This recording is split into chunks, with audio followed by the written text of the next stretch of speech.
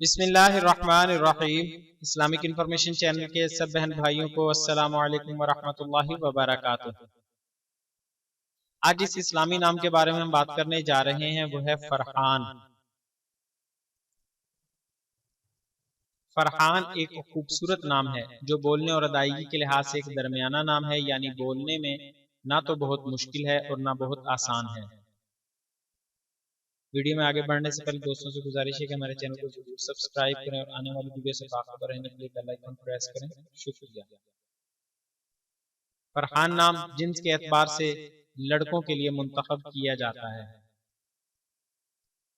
زبان کے اعتبار سے یہ نام عربی زبان سے تعلق رکھتا ہے۔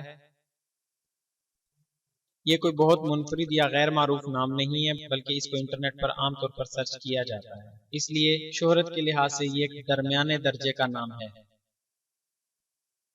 تلفظ اور اعراب: فا پر زبر، را پر جزم، ہا پر زبر الف کے ساتھ اور نون ساکن، یعنی فارا زبر فر، ہا الف زبر ہا، نون ساکن فرحان۔